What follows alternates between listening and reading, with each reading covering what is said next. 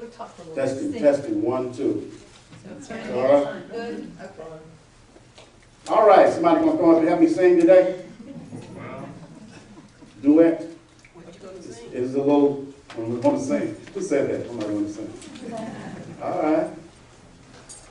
Okay, always something from way back. Sam Cooke. You not familiar with Sam Cooke? Y'all know Sam Cooke? Thank you. All right.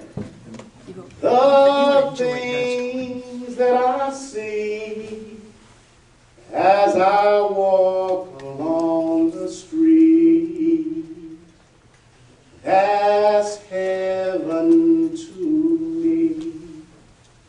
A little flower that blooms in May, a lovely sunset at the end of the day, someone helping a stranger along the way, that's heaven to me.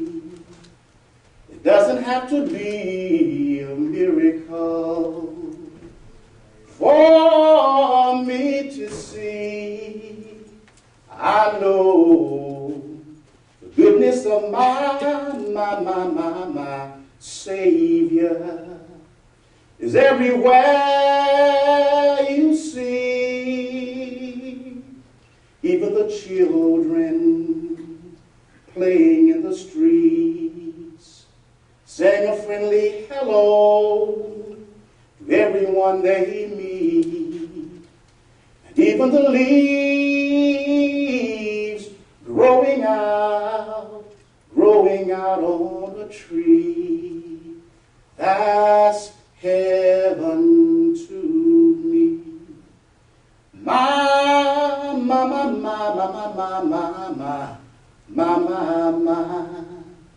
That's heaven to me. Na na na na na na na. I'm getting real from that. Na na na na na na na na. That's getting good to me now. Na na na na na na na na na na. Everybody, that's heaven to me. Give yourselves a hand. That's all. Take y'all with me. All right. Once again, we're here. This is our third meeting.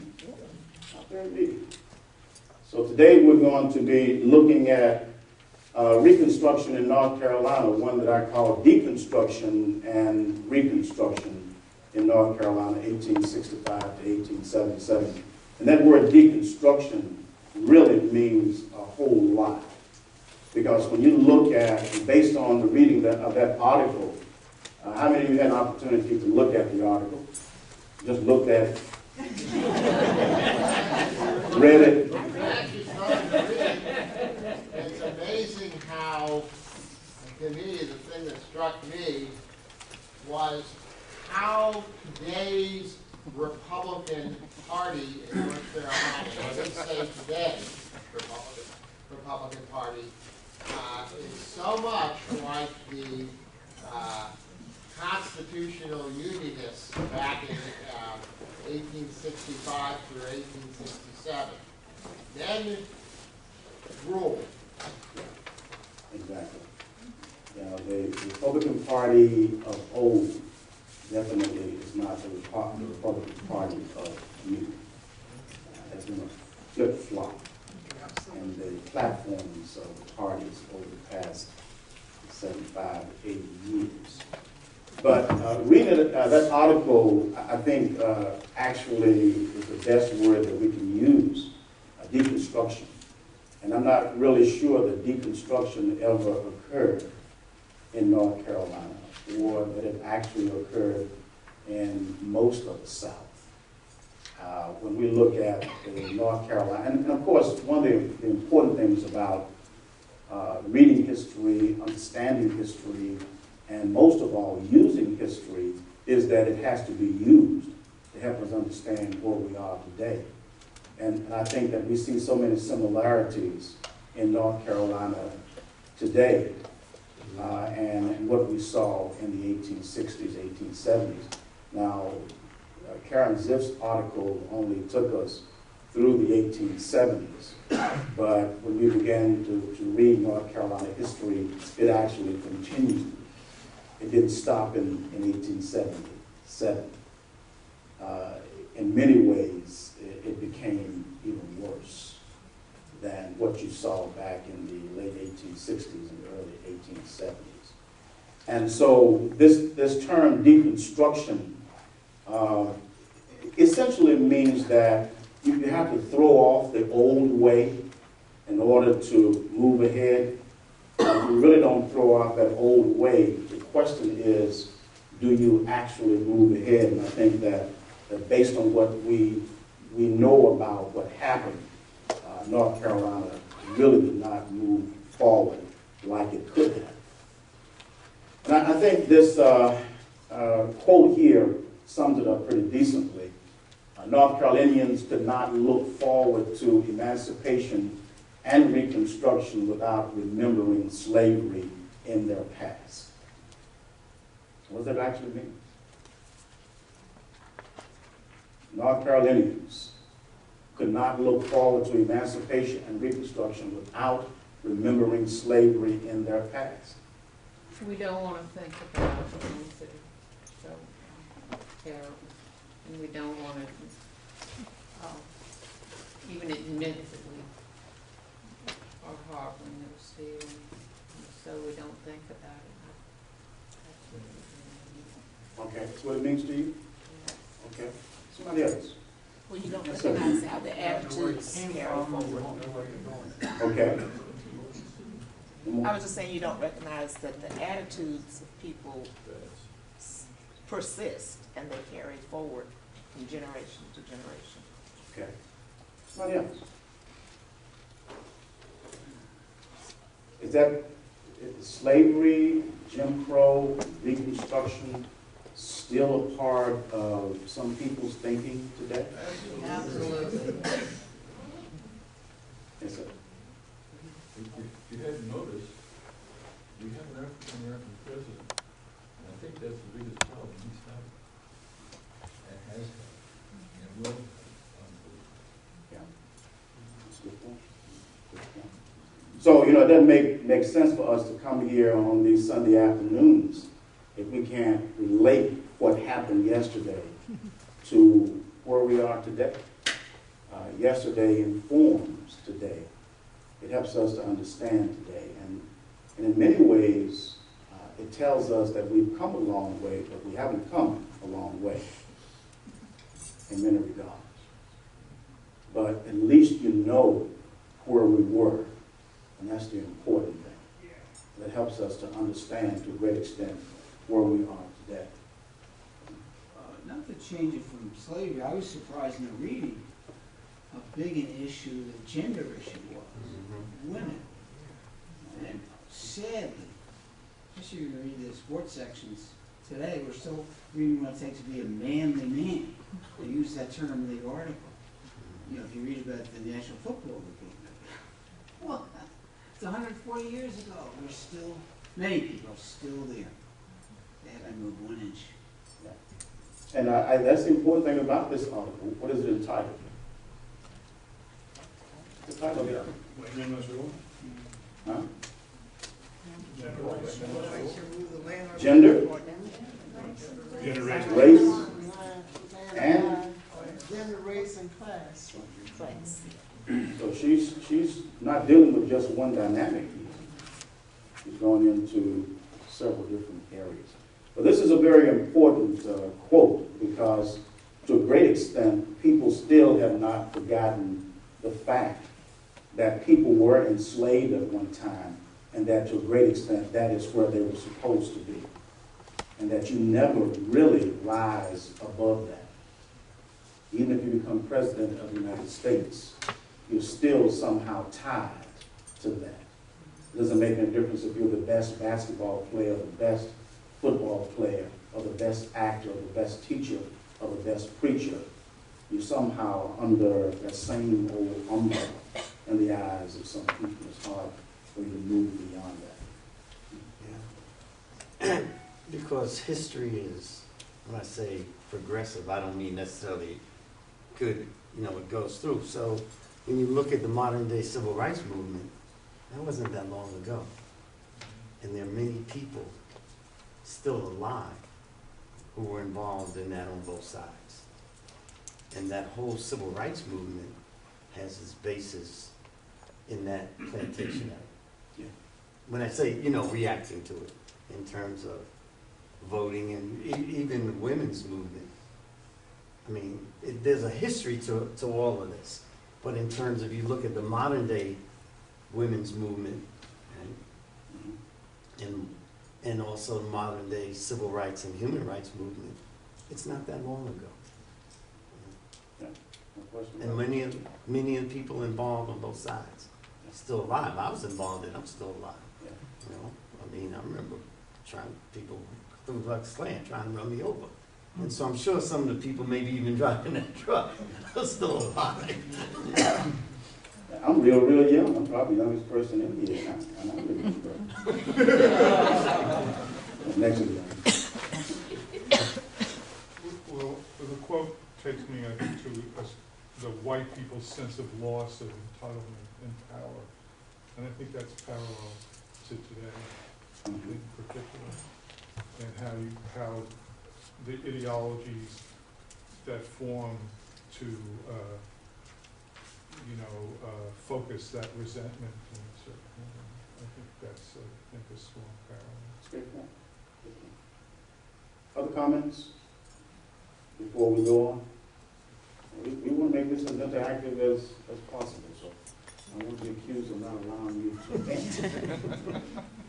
Say some things. Yes, sir. In Oxford, 1970, a Vietnam veteran was brutally murdered by probably 3 white men.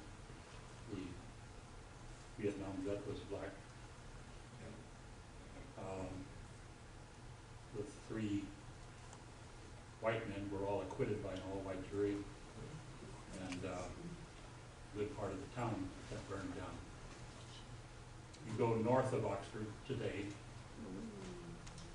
about 6-7 miles, and you see on the right-hand side of Highway 15, just before you get to Stovall, a sign on the side of the road saying Tito Barbershop. Same man. Same man. He was accused of killing the vet. That's right. Right there. Blood and salmon. The whole Wilmington tenement came out. All right. Quote of the day. Well, so you read the article, and what I want to do is to kind of give an introduction into North Carolina's role in the whole Reconstruction era. Sometimes we like to put a huge umbrella over, a set of events. But you have to understand that Reconstruction meant different things to different people, whether you were in Alabama, Mississippi, North Carolina, Virginia, or New York, or New Jersey, or Maine, or wherever you were. Reconstruction actually meant something very, very different. For people in North Carolina, and you read about that conservative party, most of those individuals believed that there was no need to reconstruct North Carolina because North Carolina had really never been out of the Union. So they are actually seizing the opportunity that was given to them by President Lincoln, who said that the South never seceded from the Union, even though those individuals in 1862, 1863 were saying, yes, we did secede from the Union. But here it is in 1866, 1867, they're saying, what? No, we really did not secede from the Union, so there's no need to reconstruct us. All you have to do is tell us what you want us to do. We will abide by that, and then y'all just leave us alone, going back to Washington. And we'll be able to send out delegates to Washington, and we will go back to doing what we did prior to 1861. But those individuals in Congress, we've already talked about the so-called radical Republicans, The radical Republicans were not going to hear that. And once they started receiving information from individuals who were in North Carolina, like generals and others, Army personnel, going back to Washington, talking about the atrocities that they were seeing daily in North Carolina and in Virginia and Alabama and Mississippi, then that's the point at which Congress decided that it was time for them to act, because President Johnson definitely was not acting. That brings us to Governor Holden. Governor Holden was actually appointed by President Johnson. He went to Washington, D.C., met with President Johnson, and he was then appointed provisional governor of the state of North Carolina on May 29, 1865. Now, I don't know if you've read anything about W.W. Holden, but he was this man who skipped and jumped. He was the founder of the North Carolina Standard newspaper, big newspaper in North Carolina, that actually went through different changes in terms of the platform that it supported. It started out as a Democratic newspaper, then it became essentially a Republican newspaper. But Holden flip-flopped and changed many times. And by the time we get to the mid-1860s, he's a Republican. He becomes head of the Union League, and eventually, as we shall see, he becomes the first governor in the United States, the very first governor in the United States to be impeached and to be convicted and removed from office. And much of it had to do with the fact that he tried to crush the Ku Klux Klan in Alamance and Caswell counties, because they were killing people left and right in Alamance. Orange County would be where we are today. This did not become Durham County until 1881. So much of what I'm talking about occurs right here on these grounds. Orange County, Alamance County, Caswell County. Not as bad in Orange County as it was in Alamance and Caswell. Remember in our last session we talked about the fact that President Grant actually suspended the writ of habeas corpus. A governor did that in 1871. Governor Holden did that in 1871. And that led eventually to his impeachment, conviction, and actual removal from office. I don't know how many of you actually remember. What is his connection to Jenkins Stevens, the abolitionist who was taken out from the jail in Yanceyville? Smart lady, we're going to get to it in just a few minutes. Anticipating like that. Okay, we get to it in just a few minutes. Yeah. And eventually, of course, as you may remember, just 3 years ago, the North Carolina Senate, with the Senate and the House, in a joint session, actually overturned his conviction. So he was pardoned in March of 2011. I mean, you know that. Pardoned in March of 2011. Big debate down in Raleigh about that, led by Dan Blue and others there in the House and Senate, to overturn, because they believed that it was politically motivated. Okay, so this becomes the man. He becomes the center of attention between 1860, not so much between 1865 and 1868, because it kind of went, in a hiatus, but between 1868 and 1871, he is the center of attention in North Carolina. And he really believed, we talked about what Ulysses S. Grant did, but he was a man, W.W. Holden, who believed that Ulysses S. Grant did not go far enough, did not do enough, and so he had to take the law into his own hands. That's why a governor, and I still don't know whether or not a governor has the authority to issue or suspend the writ of habeas corpus. Well, the president does. But an individual governor, constitutionally, I don't think so. And that, more than anything else, led to his impeachment and conviction, and of course removal from the office. He was not the first governor to actually be impeached.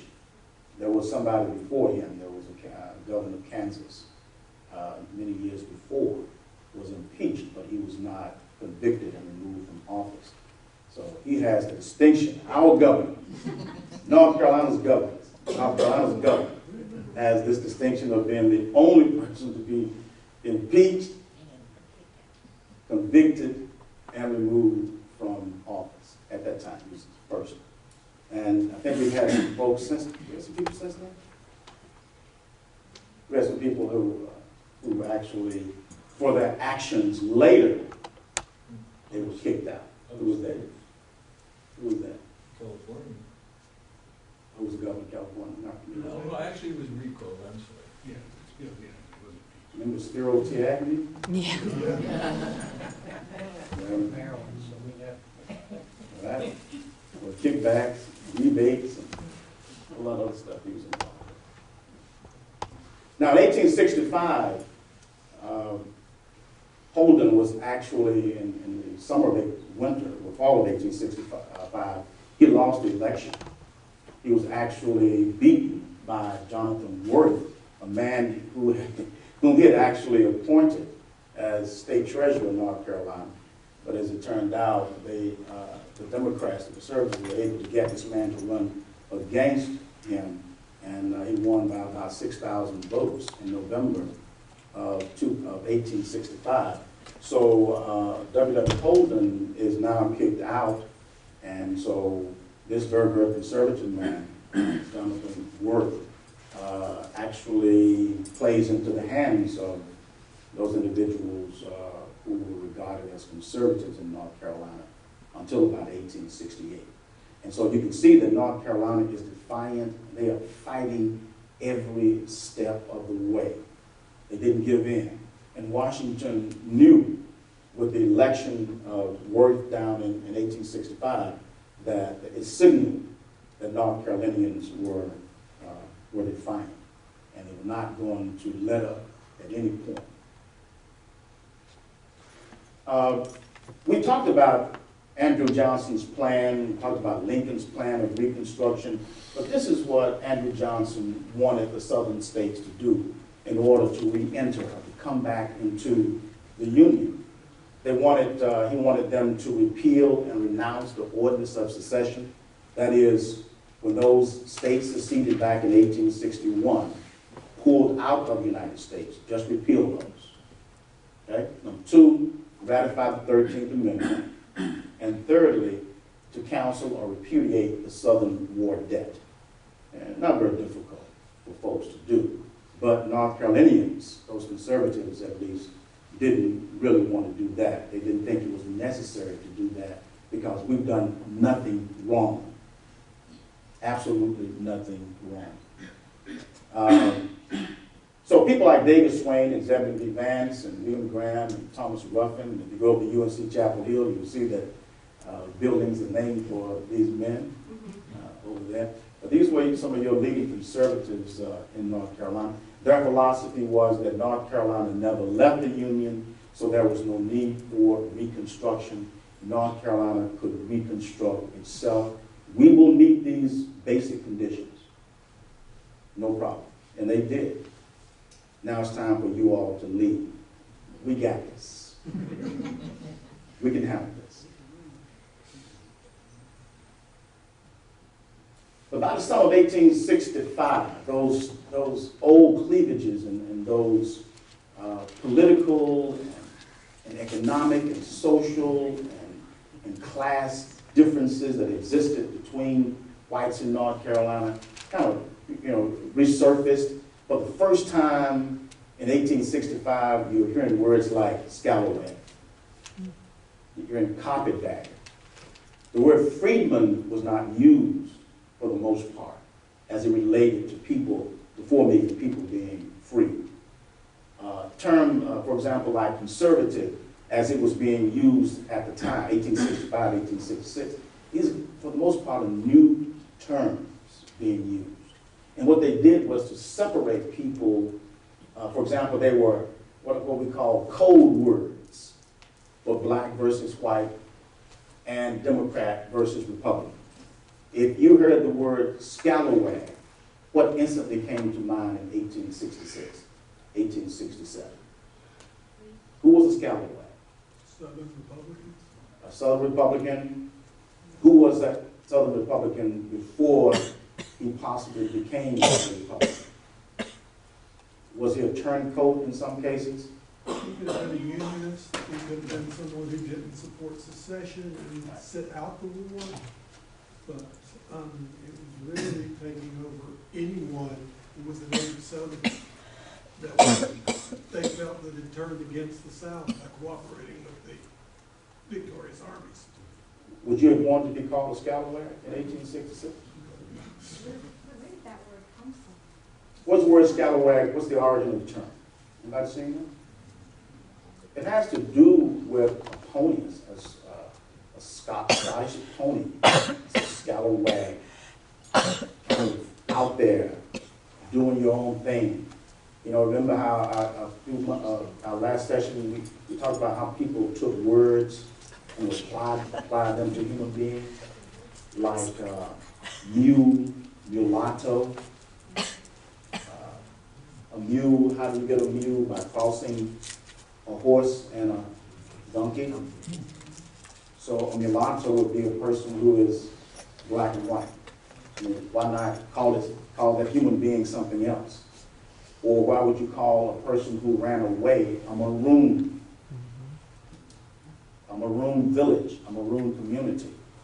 The origin of the term goes all the way back to the French, or actually beyond that. The term is used quite a bit in the 16th and 17th centuries, cimarron, which means a wild dog that had run off. So we will somehow adapt that word to a human being who ran away. So using that animal symbolism is the same thing for the use of the word scalawag. Carpetbagger, not very difficult to understand how that became a part of the vernacular. Individual who had come from the north, bringing everything in a bag and seizing the opportunity, of a prostrate South, that state that had fallen, and going to take advantage of it. And of course the word freedman, how it applied to those individuals who had just gotten their freedom, and the word conservative.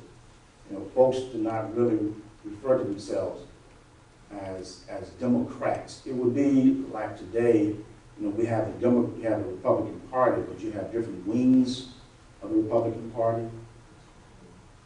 What are some of those? Tea Party. Tea Party. Well, the conservatives would be synonymous to the Tea Partiers of today. They've kind of gone beyond, because there were those Democrats who absolutely did not go as far as the so-called conservatives did. The conservatives in many ways believed, you read Ziff's article and you know what their philosophy was about women, about themselves, about blacks, and anybody who was not, for the most part, what we call a WASP. What is that? A WASP. By 1866, and we've already talked about this to some extent, but this is specifically North Carolina. Political tensions worsened. North Carolina passed their version of the black codes that we talked about. According to Governor Jonathan Worth, they were passed to prevent pauperism, vagrancy, idleness, and their consequent crimes. All right? 9 laws were proposed. If you go back and look at the 1866, March 1st, 1866 legislation, you will see exactly what their aim was. But I've pretty much summarized in here 9 laws, including a ban on interracial marriages, vagrancy, of course, to restrict the movement of the former slaves. There was a ban on carrying weapons without a license. A rape of a white woman by a black man was punishable by death. For a white man, the sentence was 2 years and a public whipping. There were limits on blacks testifying against whites in court, and there were these apprentice laws. Mhm. Was that law for white men raping, was that for white women, black women, or all women? For the most part, there's no such thing as the rape of a black woman. Really was not. So we were talking about the rape of the white woman. It was specified in the law that way? Yes, it was. It specified white women. Black women was not. I mean, as students ask all the time, you know, could a white man go to prison for raping his slave? And the answer is positively no. And even though there were a few cases, as a book by a former UNC Wilmington professor, Nelson McLaurin, a book entitled Sylvia, a slave girl. If you get an opportunity to read Sylvia, it's about a man who purchased a 14-year-old black girl, and en route to his plantation, he raped her. And eventually, of course, he gets her to the plantation. He has her for several years, and she becomes his concubine. And eventually, he goes calling on her one evening, and she's gotten tired of it, and she kills him. She chops him up, puts him in the fireplace, and pretty soon it is realized that he's missing. And as it turns out, you know, they began to suspect Celia, and eventually she is put on trial. And the Missouri law, there was no Missouri law. I mean, what are we going to base this on? There's no Missouri law which says that it is unlawful for an owner to rape his woman. It just did not exist, as it did not exist in North Carolina or Virginia or any of the other southern states. And so she was convicted and executed by way of hanging. This is a true story. One of the things that Reconstruction changed is before the war, if you attacked someone else's slave and you injured them, you could be tried for damaging someone else's property. But after the war, with the widespread violence, it was like that sense of restraint that people have been operating under for the entire slavery system. It's like people did not realize what they could get away with, and they just totally let their feelings loose. And it's like they could attack right and left, and no one would really do anything about it. Exactly right. There were definitely more protections for the property, state property, than for, obviously, for those who came for it. Oh, who was the author of that book? Melton, M-E-L-T-O-N, McLaurin, M-C-L-A-U-R-I-N. Do you want to raise your hand up? I'll say your hand up. So these are a summary of the laws that were passed in 1866. And of course, remember that the 14th Amendment and the 1866 Civil Rights Bill were designed to ensure that these black codes did not go into effect. But just because the 14th Amendment was there, and the Civil Rights Bill was there, didn't mean that folks did adhere. So obviously, some of this stuff, this legislation was in place for many, we're talking decades to come. One of the largest events, one of the most notable events in the history of North Carolina was the Constitutional Convention of 1868. In order to come back into the Union, all of the southern states, those states that seceded, those states that became a part of the Confederacy, they actually had to rewrite their constitution. And North Carolina's 1868 Constitution has gone down as probably one of the most liberal, definitely one of the most liberal written at the time.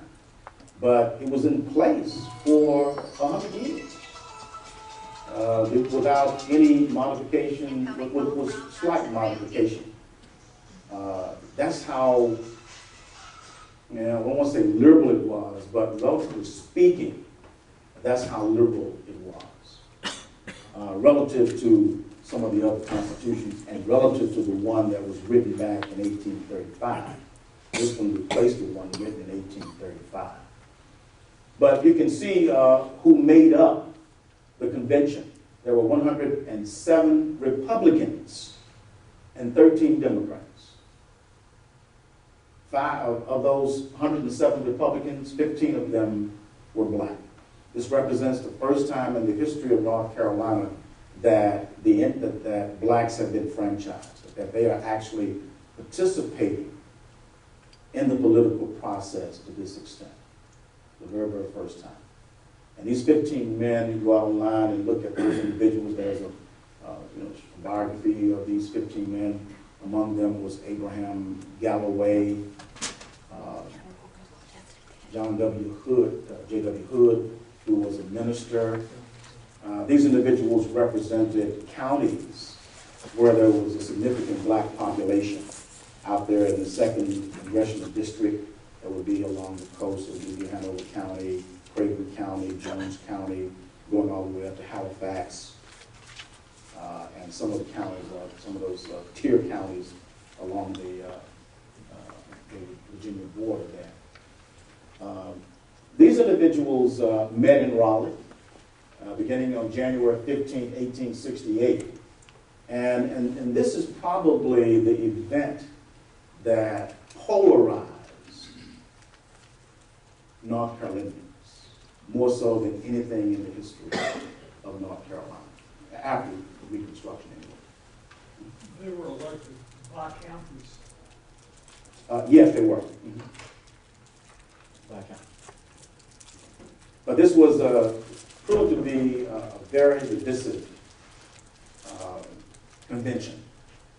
And then, as we shall see later, when the election is held in the fall, even more divisiveness among North Carolinians.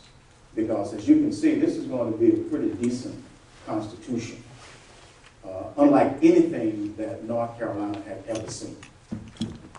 What were the achievements of the convention? Universal suffrage for blacks and whites. And here again, we're talking about men, 21 years of age and older, so women, y'all still can be upset if you want to. Judges were to be elected rather than appointed.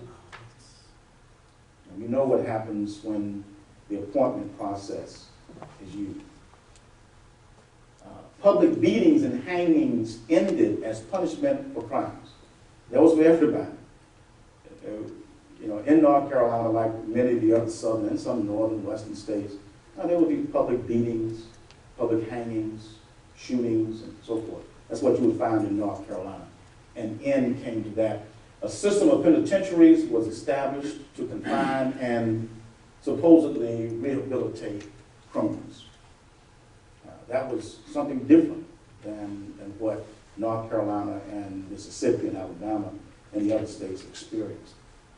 A board of public charities was established for the poor.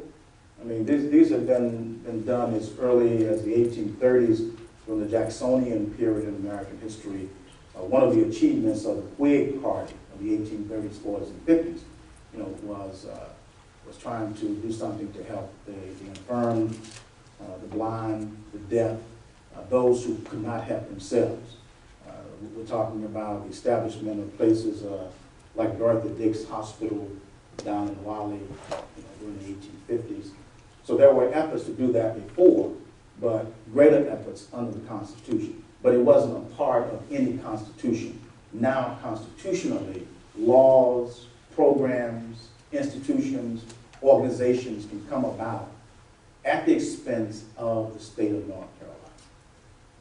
So who's voting and who's not voting to get this kind of result at the, you know, you get 108 Republicans, 107 Republicans and 13 Democrats? Who's voting? Yeah, I mean, obviously, I mean, that doesn't represent, if you took every man in the state, some whites aren't voting, right, to get this, or are they? Yeah, but by this time, by 1868, Yeah. you know, what's in place? What we have in place by 1868 in North Carolina and the other 9 states is you have protection of the federal government. Remember, under the Reconstruction Acts of 1867, troops are placed in the South. I mean, for example, in 1868, you had about 500 federal troops alone just in Alamance County.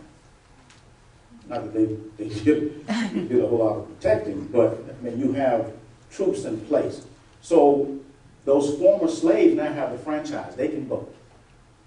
And one of the reasons why you're going to have 107 Republicans going and only 13 Democrats going is because you got that black vote.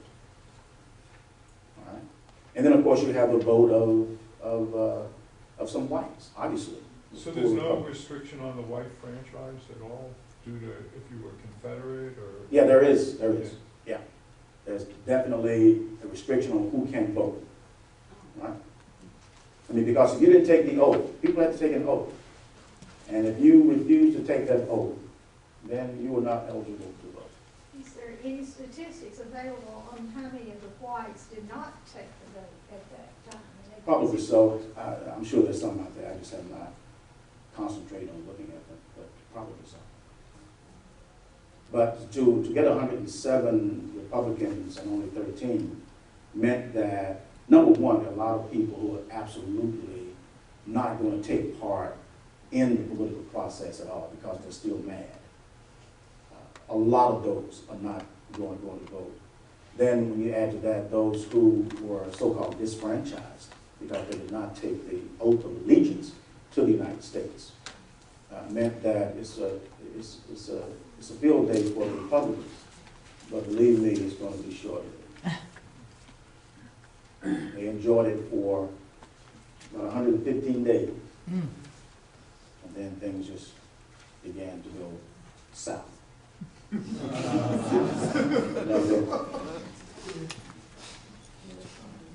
A general and uniform system of education was established that is free public education supported by tax dollars. You know, North Carolina was absolutely one of the last states to have a free, I should say, public education system. When did we get that system? Anybody know? When does education come to North Carolina? And I say that because, you know, prior to the point at which public education was established in North Carolina, most people did not go to school. There was no education. There was very little education in North Carolina. When people went to college from North Carolina, for the most part, they went where? To the north. UNC Chapel Hill, of course, was there. There were some private institutions. But people are going north. The Raleigh Star did a study on the education level of people in North Carolina around 1809, 1810, and found out that in a county like Edgecombe County, east of us, only 8% of the people could read and write. And that was typical across North Carolina. And the idea was that North Carolinians needed to be at work. The worst thing you can do is to educate a boy, because you will absolutely ruin him. And you don't educate a woman because, why? I mean, why would you educate a woman?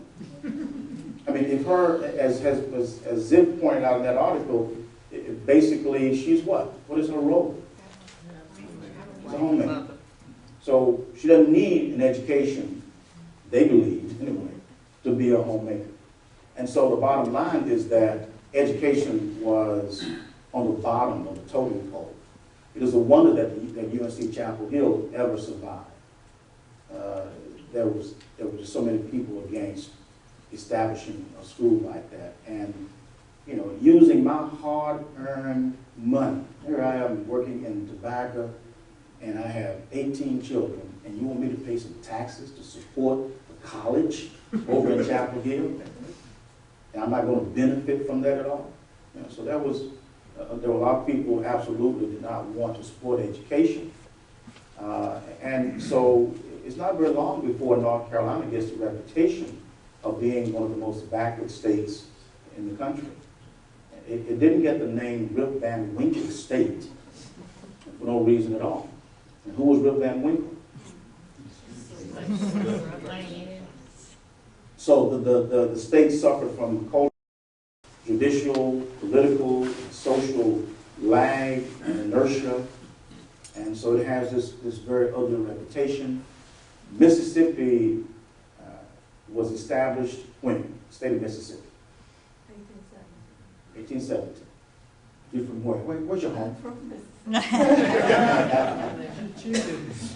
Mississippi had a free and public education system before North Carolina. Now, we don't want to get in trouble but what the governor said a few years ago.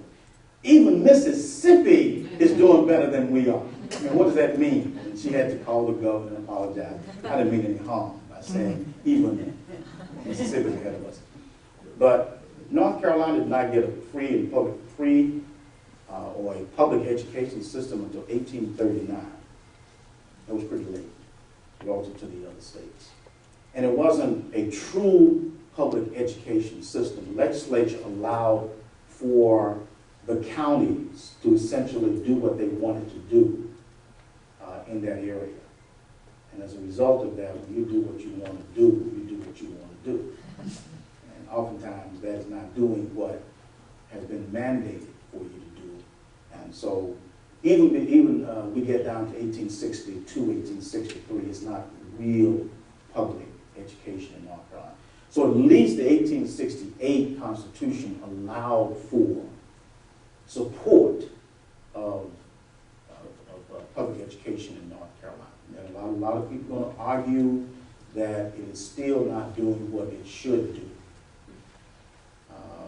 When you look at some of the indices, it is way behind even Mississippi when it comes to salaries and when it comes to this and that.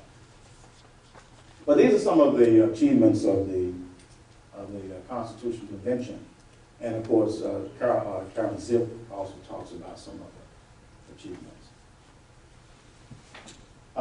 There was stiff opposition to the convention, stiff opposition to the presence of troops, stiff opposition, of course, to the 15th Amendment.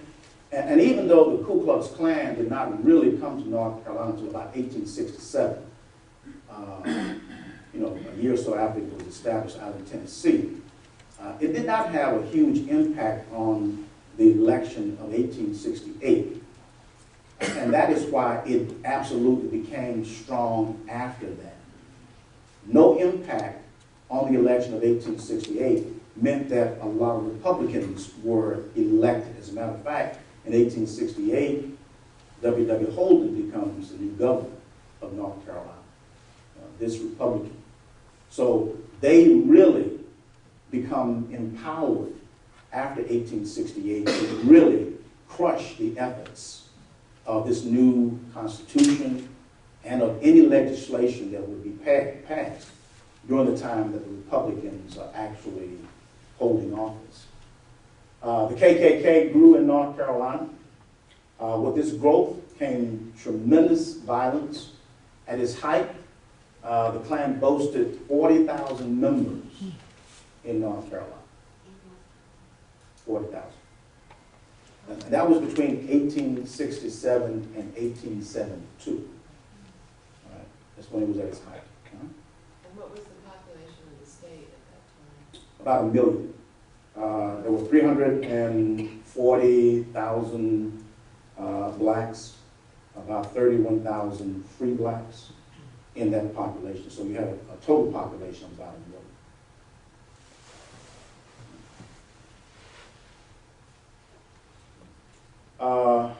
Although the KKK can be found throughout North Carolina, it was most powerful in the Piedmont, specifically in Orange and Alamance counties. And between 1868 and 1870, more than 20 murders were committed by the Klan in North Carolina. There were also, of course, hundreds of people beaten, clubbed, and whipped. The best known of these was Wyatt Outlaw, who was killed in Graham, North Carolina. Actually, right there at the courthouse. Graham was a black man. He was, a bad word, mulatto. But he had been very active with the Union League. He is trying to bring the races together in 1868, 1869, 1870. Very young man, actually in his 30s. And whenever an individual stood out like Outlaw stood out, or like Holden stood out, or like some of the others, Stevens, who stood out and tried to do anything to curtail the activities of the Ku Klux Klan, I mean, you became a target. You were a very big target. And so Outlaw was one of those targets.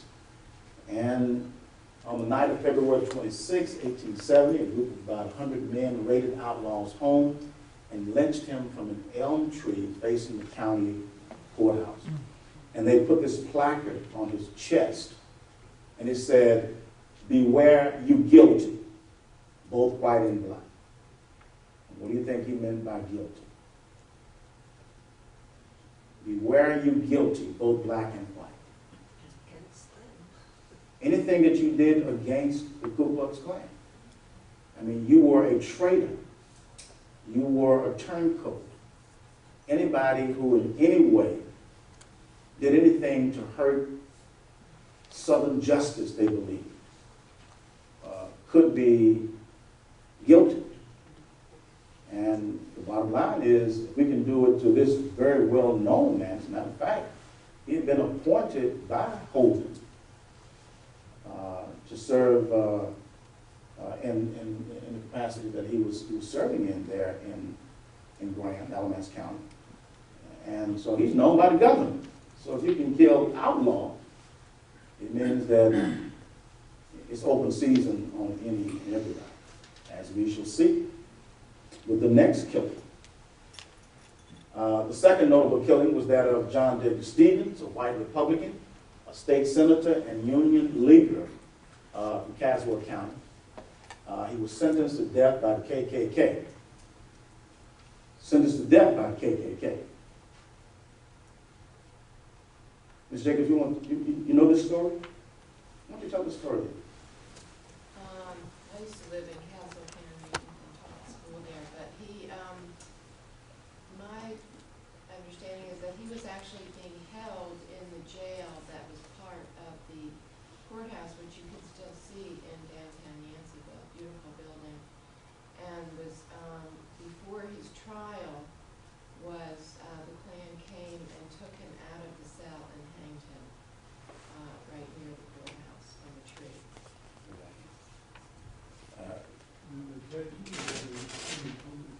No, they hung him at night before his trial. Yeah, I mean, rather than allowing the court system to do what the court system was supposed to do, 12 members of a Klan jury actually decided that he was guilty, and so they killed him.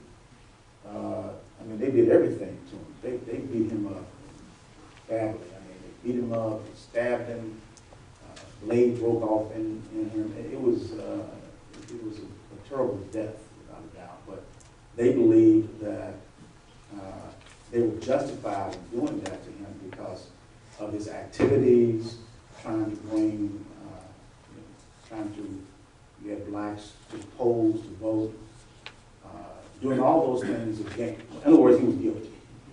Whatever he did, I mean, he could have just said, "You all are wrong," and he would have been guilty. But he died a pretty horrible death at that night. When did the federal troops leave? What were they? Well, the federal troops were there, right there in Alamance County. And that's why Governor Holden said, look, he sent a telegram to President Grant and said, you know, in essence, you're not doing anything. The bottom line, you're not doing what you're supposed to do here. I'm reading Eric Foner's book on Reconstruction, and he was saying that Grant wanted to have more federal troops empowered, but that Congress wouldn't give him the authority, because the states were saying, you don't have any right over us to tell us what to do. That is true, but in the case of Alamance County, Governor Holden's problem was, you know, you have 300 troops right there in Alamance County. I mean, why can't you do something? You know, 20 people have been killed, you're not doing anything. So I need to take the law into my own hands. And that is when he decided that he would suspend the writ of habeas corpus. That's the point at which he arrested, or had arrested, over 100 people. Many of them were Klan members, but others were just people who didn't like him, some of his enemies. And those are some of the things that really led to his impeachment, that they believe that he's really gone way too far in his execution of this whole idea that we need to protect the freedmen, we need to crush the KKK, and he was bent on crushing the Ku Klux Klan. How big a militia did Governor Holden have, and how much could he use of it to try and enforce his own policies? And just in Alamance County, he sent 500 people in. He sent 500, so he actually had 500 plus the 300 who were there. That's 800 men who could have seemingly done something. But you know, over the course of 4 months or so, he used that militia, not only in Alamance and Caswell County, but he used it in other parts of the state to so-called, you know, bring people to justice. Yeah. Was there any issue with Grant saying, well, I'm going to federalize these troops, you can't use a militia that way? Or? No, he didn't. I mean, because Holden's philosophy was that this is a do-nothing man. And he was quite surprised, because we know what happened in South Carolina with the Ku Klux Klan, you know, in 1871, after the Enforcement Act was passed. But this happened before what happened in South Carolina. The event in South Carolina was in 1871. The situation in Alamance County, in my opinion, was just about as bad as it was in South Carolina. The problem was that it occurred in about 11 counties. It was more widespread in South Carolina than it was in North Carolina. You know, you had Orange County, for the most part, Caswell and Alamance counties where the action was in 1870, 1871. In South Carolina, 1871, you know, those 10 or 11 counties, more people involved, where you have literally thousands of KKK members involved. And in Caswell and Orange and Alamance, you know, probably a few hundred. What do you connect that to? Was it economic? Because those counties known would have been the higher wealth counties, I guess. You know, Caswell, I know, was where really a lot of the tobacco wealth was at that time. And I'm just wondering, was it because that's where people had lost the most economically, or had their land taken away, or? I think it's a combination of several things. But one thing had to do with swing votes. For example, the KKK is not going to really bother folks in the eastern part of North Carolina. Why? A large black population, black men arming themselves, running the KKK at the time. So you're not going to have a problem with the KKK in New Hanover County, in Craven County, and some of the other counties in the eastern part of the state where you have a huge black population. It occurred in those counties where blacks could represent the swing vote. That is where you saw most of the KKK activity in North Carolina. So, but that doesn't totally explain you know, the rage and the killing and violence by the KKK. They had become institutionalized in a very, very short period of time. They were born in 1866. By 1868, you see what they're doing just in North Carolina. And I think when you add a number of economic factors, political factors, social, racial factors, you know, you can't explain, I think it's very difficult to explain a situation, an occurrence, in very, very facile or very simple terms. You know, it's a complex set of events. I wanted to add that one of the reasons I think that there was a large black population in Craven County, which is my county, is because there was a Union Army battle there, so-called battle. It wasn't really much of a battle. The Union, in fact, there's a historical marker in the waterfront there now which recognizes it. And as the Union Army came in, they cleared out parts of James City, which was right across the water from New Bern. And as they went out in their battles, they, from what I read from a book that is produced by the state of North Carolina. Joe Mobley. Pardon me? Joe Mobley's book. Yes. When they went out, they would bring, when they went out for battles, slaves would follow them back to New Bern. And I assume it happened to some other populations around that area there. And that's, I think, one of the reasons why there was such a large population, black population at that time. At least that's one of the reasons. Yeah, well, historically, Craven County had a huge black population. It goes all the way back to the 18th century, just like New Hanover County, where Wilmington is. You know, most of the slaves who came into North Carolina came from South Carolina and Virginia. So they're coming right across the border into Craven County and into New Hanover County. So historically, huge populations there. For example, in 1840, in both New Hanover and Craven counties, we had a majority black population. I'm talking about, you know, 60% black, 40% white. New Bern itself in 1840 was 65% black, the town of New Bern. The town of Wilmington was about 7.5% black. So that, those were the hotbed areas. That's where the black population is in, you know, in the eastern part of North Carolina, and along the tier counties, Halifax, Northampton County, Yates County.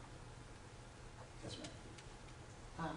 Was it later that people like sheriffs and judges had to deny that they didn't deny they were Klan, but they didn't admit it, that they just like Stone Thurmond and they just were Klan members, but they didn't, you didn't have to say you were not one at this time, you could just be one.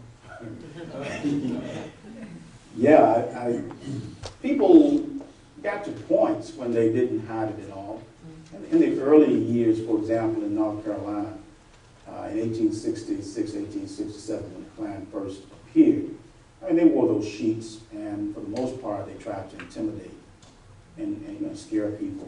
But by after the 1868 election, they really did not care if you knew who they were. I mean, because you know, one of the leading Klan members in North Carolina was Plato Durham. He was in the article. I don't think she ever mentioned that he was a Ku Klux Klan member. But Plato Durham, not only was he the leading Ku Klux Klan member in North Carolina, he was also one of the 13 who was at the Constitutional Convention in 1868. So he's not trying to hide from anybody that he's a member of the Ku Klux Klan. For example, many of the people who were arrested by W.W. Holden, of that more than 100 people who were arrested, we're talking about sheriffs and deputies who were arrested. Many of when we get to the 1880s and 1890s and thereafter, it is well known that as many people would not have been lynched as were lynched had not it been for cooperation by police authorities and by law enforcement authorities. She doesn't mention it in the article, but she refers to David Shank from Lincoln County. Right. He was the leader of the Klan in Rutherford and in Lincoln County. And he was very active. The Klan in that area was very active, tied in with the active Klan in upstate South Carolina. Mm-hmm. So, Shemek he went beyond the conservative mode. yeah, Yeah. we're really proud of him from Western North Carolina.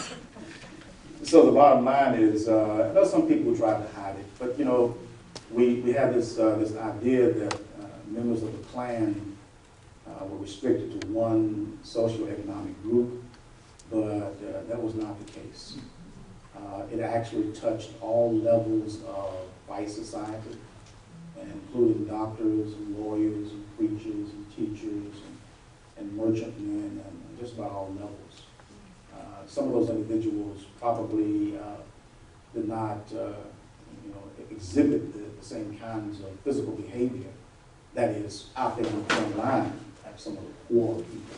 But nevertheless, they were members and gave support, financial support to the Ku Klux Klan. Is there another hand? But next time I'm going to ask everybody to dance. Next song we hear, it's dance time. And the person phone who goes off got to lead the dance. Up front. You do remember you're talking to a lot of white people about that. Oh no, y'all can go now. Y'all can do it now. I've been hanging around. I wouldn't make too much money on that. These actions by the Ku Klux Klan led Governor Holden to declare martial law in Alamance and Caswell counties and led to what has been dubbed the Kirk-Holden War. And George Kirk, formerly in the Union Army, was appointed by Governor Holden to bring peace and order to the counties. He invaded Yanceyville with about 300 troops. Eventually, more than 100 men were arrested. Governor Holden suspended the writ of habeas corpus. As indicated earlier, many believe that Holden had gone entirely too far. He disobeyed court orders and arrested people who simply opposed him. At the same time he was doing all of this, an election was held in August 1870, and the Democrats took control of both houses. Took control of both houses of the General Assembly in August of 1870. Holden's actions led to his impeachment and removal from office in March 1871. 8 articles of impeachment were drawn up against him, all related to his so-called Reign of Terror in 1870 to ensure that rights were protected. And they had the nerve to call his a reign of terror? Yeah. Yeah. Yeah. How did the Democrats take control of the African-American men were able to vote? Well, by 1870, the fear, intimidation, kept people from the polls. They were absolutely afraid to go to the polls. If the KKK came to your house, he didn't have to do anything at all. But if he just sat out in front of your house on a horse, that was intimidating. Sure. I mean, right now, if a gang member would happen to just come to your house, and you say that I'm going to testify against this particular group of gang members, and 2 or 3 of them just happen to come to your house and stand on your lawn, I mean, what do? And they might say, oh yeah, I know where your mother lives. That would deter people from going to the polls to vote. So you're going to see a tremendous drop in those who are going to the polls to vote. But here again, politics makes really, really strange bedfellows, and it can really turn around very, very quickly. So by 1872, you're going to see a resurgence in the number of people going out to vote, primarily over there in that second congressional district. And they're going to send, as we'll talk about the next time, they send 4 black men to the House of Representatives in Washington from North Carolina. And not only that, but individuals are being elected to go to Raleigh, to the State House. So, you know, it changes. I mean, how is it that you can have in 2008 the election of Barack Obama, and then in 2010 you have what was elected down in Raleigh 2 years later. And then in 2012 they cap it off. So, you know, it changes every year. It doesn't change, the voters change. Yeah, that's what I mean, right. The people who actually go out and vote, that's the problem. Or the folks who don't go out and vote. That's what happens in Florida. Exactly. There was an article in today's News and Observer by Rob Christensen, who went to this talk by a couple of political observers in North Carolina. He said, now the Republicans hold the rural areas of the state, and there are more people moving into the state from other parts of the country, and the whole electorate's all changed. Yes, ma'am. I was wondering if Holden had any impact on reducing the Ku Klux Klan during his reign of terror, or did he incite more membership? And what's going to happen, remember when we talked about the suspension of the writ of habeas corpus by President Grant in 1871, well, that was almost universal. And whether or not Holden had any impact on the demise or decline of the KKK in North Carolina, I think, you know, the jury's still out. But we do know that by 1872, they're pretty much dead in North Carolina, like they are throughout the South. And I would venture to say that it was federal action more than state action that was responsible for the decline in membership. And beyond that, Washington began to hold a series of meetings. The Senate, House of Representatives are bringing people in, you know, to talk about these organizations. And so the federal government's intervention, I think, did more to suppress those activities than the individual state activities. Was the Klan, did it disappear, or did it just morph into the red shirts and the white chameleons? And yeah. Well, the Knights of White Camellia died before the KKK. It was a pretty, for the most part, local organization. The rifle associations of South Carolina and Louisiana were around for many decades, but no organization was as potent as the Ku Klux Klan. So yes, it actually morphed into more individual kinds of acts of terror, and the kind of mob activity that you would see in the 1880s and 1890s and thereafter was not associated with any specific organization, but a group of people who just simply got together. You know, that there's a mentality of the mob. And it doesn't have to be involved or attached to any specific organization. You know, if something happens, you know, we could become a mob, and we're not tied to any specific organization except the Durham County Library. All of a sudden, you know, something happens down the street that we don't like, and you go get somebody and string that individual up. That you know, is instantaneous in many ways, and then in some cases, like the lynchings that occurred, these were actually organized, planned events where there are advertisements going out across the country indicating that that individual was going to be lynched at a specific time on a specific date. So the authorities knew what was going to happen, but did not act to prevent, you know, the lynching. Okay, we got to roll on. Let me go back to this one. Now, when we talked about the fact that the Democrats gained control of both houses of the General Assembly, they held it until when? 1896. 2010. There was Republicans came into power again here in the 1890s, and then there was that nasty riot in Wilmington that was sparred by the Democrats that kicked them out again. Okay.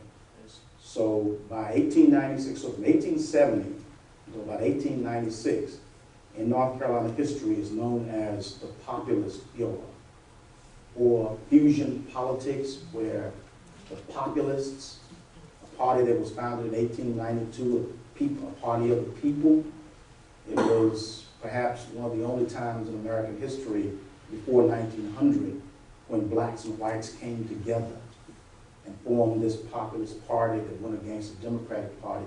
They fused with the Republican Party. It's called fusion politics.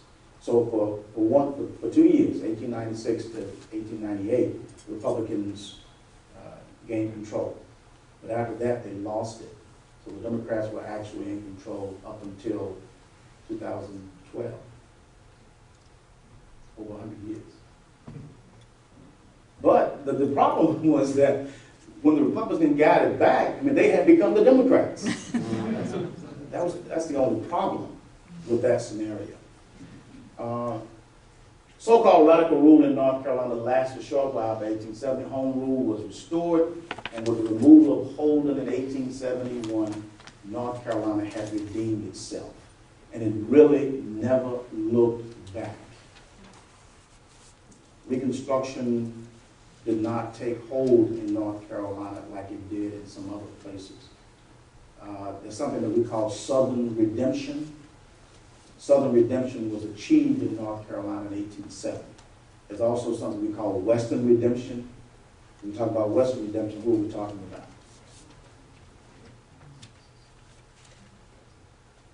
Come on, my students. What do we mean by Western Redemption? At the same time that you're trying to achieve Southern Redemption, you're also killing people where? Native Americans. Native Americans. The Native Americans. Trail of Tears. Trail of Tears already occurred back in the 1830s. This is a new, and you know, and it's really fun to, I don't mean fun, I mean, it's good to look at what the same Congress was doing with regard to two different groups of people. The same people who passed the 1866 Civil Rights Bill and the 14th Amendment, the 13th Amendment, the 15th Amendment, Enforcement Acts, and the 1875 Civil Rights Bill are the same people who are doing everything in their powers to wage a campaign of genocide. The word genocide is actually used in the wording. And you actually are appointing generals to go to the western part of the United States to destroy the Native American population. At that time, 1865, there were 300,000 Native Americans in the United States. When whites came to Jamestown in 1607, there were approximately 4 million in what we now call the United States. So the demise of that population between 1607 and 1865, incredible. But it gets worse after 1865. Reservations were established in 1867. So, you know, all of this stuff is happening. All of it is so inextricably tied together. It's interrelated. You know, I'm voting on a piece of legislation at 9:30 to secure rights for African Americans. And at 10:30, I'm voting to ensure that the Native Americans don't survive. Same person. I'm the same legislator. So you have 300,000 people in 1865, 12 million buffalo roaming the countryside in 1865. But what has happened is that by 1869, you have the completion of what? The trans. And so you are doing what to the buffalo as you travel across? Scorching. And that's not the way, huh? I said for hats and robes. Yeah, and that's not the way Native Americans killed buffalo. I mean, it was a ritual.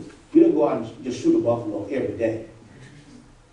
There were hunting seasons. There were hunting times. Plus you used everything on the buffalo, and you didn't shoot calves. It was a whole concept, a whole different philosophical orientation to the world, to the universe in terms of replenishment and the use of items. That very different from a Western, I don't mean the Western United States, a whole Western view. Which states did better in Reconstruction in North Carolina? I'm Which sorry. southern states had a better record? You know, maybe I should have said what I said earlier.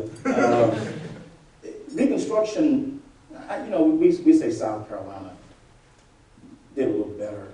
Really? Yes. Yes. So in terms of, I mean, for example, one of the reasons why you have the book, The Klansman, written, and of course from The Klansman, The Birth of the Nation, is because of South Carolina and what was going on down there. I can't give you the specific numbers, but let's say in a General Assembly in 1871, where you had 135 people, 95 were black. They sent 8 congressmen to House of Representatives in Washington. We sent 4. They had black superintendents of public instruction for the entire state. So if you want to look at South Carolina as being, you know, one of those states where more black participation took place, I think we could say that yes, and actually Reconstruction, whereas Southern redemption occurred in North Carolina in 1870, it didn't occur in South Carolina until 1877. Would that be because there were more federal troops in South Carolina, or that there were more African American, or either one? Well, both. I mean, you did have a black majority in South Carolina. Peter Wood, former professor at Duke, one of my professors, wrote a book entitled Black Majority. And from 1670, when South Carolina was established as a colony, on through the early 20th century, there was a black majority there. In some cases, twice as many blacks as you actually have whites. You over here and then down. Did that have something to do with South Carolina being a rice-growing state in certain areas? And also, during the Civil War, my understanding is, I'm not a historian, so, is that a lot of blacks in that area, the Union Navy came in and enlisted a lot of blacks because they knew all the inlets and all, and they got paid with Union money. So after the Civil War, Confederate money was no good. Well, a lot of blacks had money in order to buy land also because it was Union. Oh, that's true. You've been reading. That's good. But you know that you mentioned rice. One of the reasons that rice separated North Carolina from South Carolina. You know, we talk about the growth of a colony. South Carolina just, even though North Carolina was founded in 1663 and South Carolina in 1670. I mean, they were both Carolinas, founded by the same people. One just outgrew the other because of the people who settled. The people who settled North Carolina were very, very poor people. The people who settled South Carolina were rich people. They had come in from Barbados. They brought their money with them. They brought their slaves with them, and they landed there in a place that they called Charlestown, and just outgrew North Carolina because of rice. So rice separated North Carolina from South Carolina. But Council, I'm saying there was, because of rice growing in paddies, a lot of insects, that a lot of the plantation owners did not live on the plantation. Exactly. The owners themselves, so blacks had a lot of income. Oh, absentee ownership. Yeah, and much of that cultivation of rice took place along the Sea Islands. Right. And whites just left their slaves there for the most part, with instruction and with, drivers and others who supervise them. So South Carolina would be one of those states where you could go and you would hear the Gullah dialect. You would see, not in pristine form, but you would see that there is a connection to Africa more so there than you would in Virginia or Maryland. And much of it has to do, 38% of all the black people who came into the United States came into South Carolina. And they were transshipped to other places, 38%. I saw a hand. Yeah, just about back to your quotation on the wall there. You say North Carolina had redeemed itself, in whose eyes? In their eyes, in the eyes of the conservatives. Okay. And Grant could look around and say, hey, we lost this one.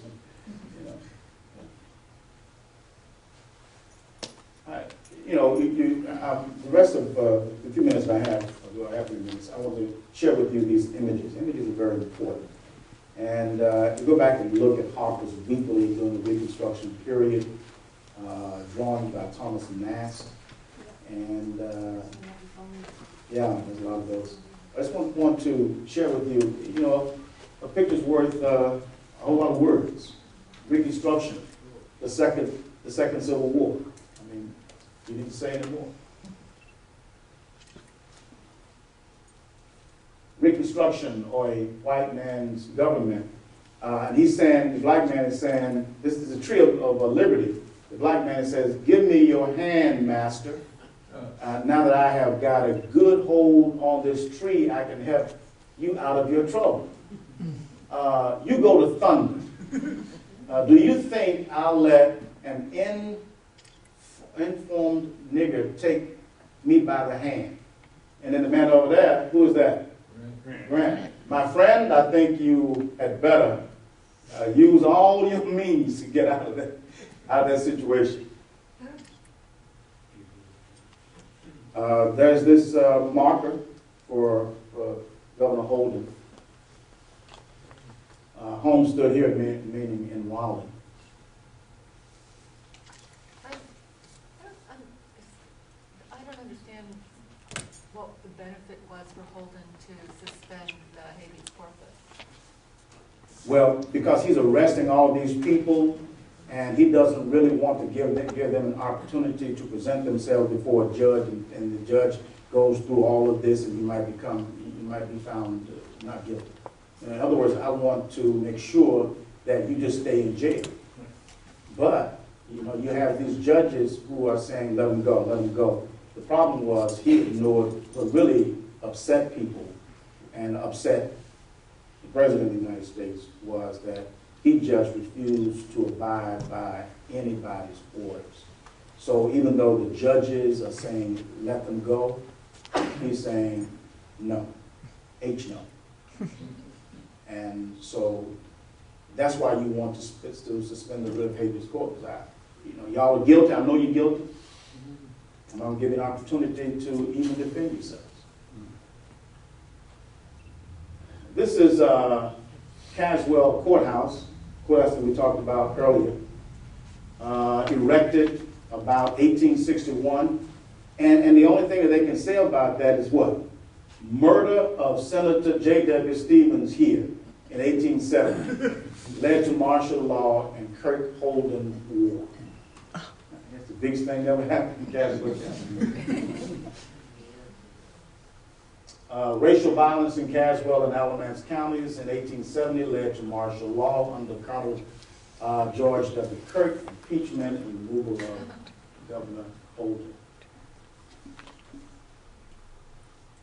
Freedom School.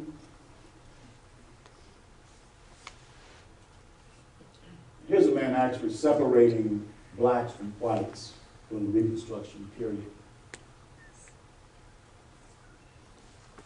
You see the ballot box over there to your left. You see whiskey, and God knows what they're telling this man.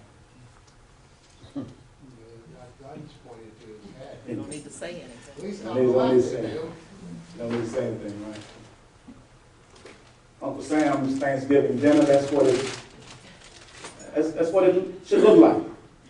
You know, during Reconstruction, after Reconstruction, everybody sitting around the table of brotherhood, black, white, children, others.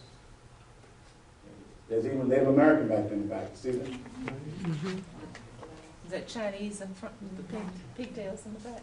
Mhm. Or Asian, Mhm. at least? Everybody. That's Lincoln on the left, Washington in the center, and I don't. It's supposed to be Grant. Grant on the right. That's not Obama on the right, There's the carpetbaggers, I've seen that one. you know, looking sneaky, trying to come down to the South and get what he can. He's an opportunist.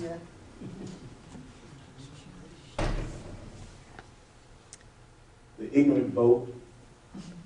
Honors are easy. White on one side, black on the other. Worse than slavery. In other words, you know, the White League over here is protecting, KKK is protecting, the Union as it was. You know, and here we have these people trying to vote. See a little book there they're reading, and you just can't allow them to do that. This is worse than the institution of slavery. Can I ask you another question? Is because of the Klan and because coming pretty close after emancipation, is there some reason for why some blacks might not have wanted to, or why some blacks stayed on the plantation? Well, most blacks stayed on the plantation because there was no place to go.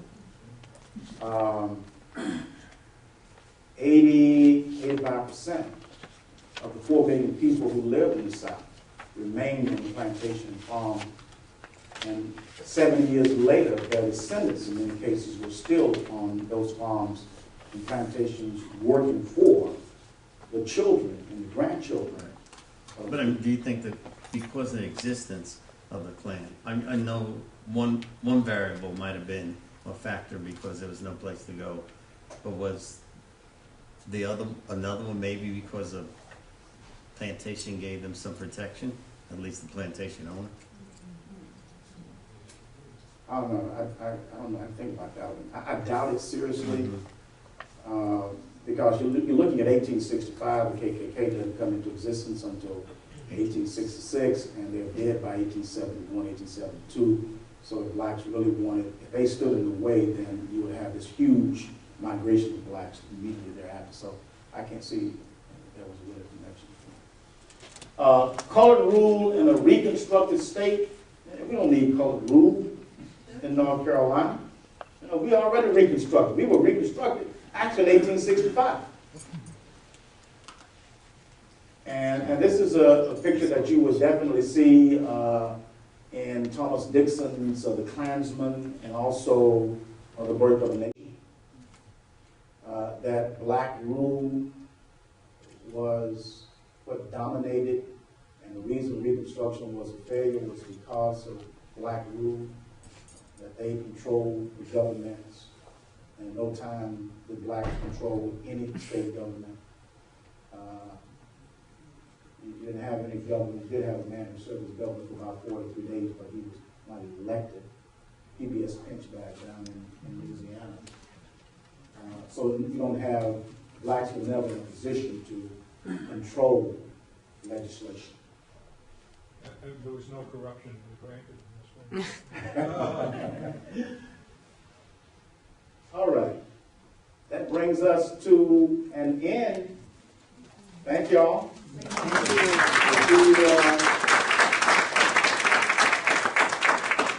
See you in April. What date is that, John? I actually don't remember. Does anybody have it written down? April 13th. And we will not be here as the book sale next in April, so we will be up in the third floor conference room. So I'll remind you all closer to the time. It'll be more cozy up there.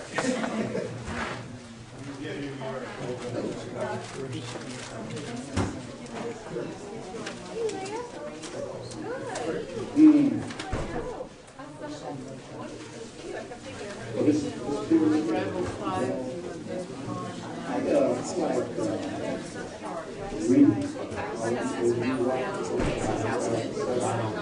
You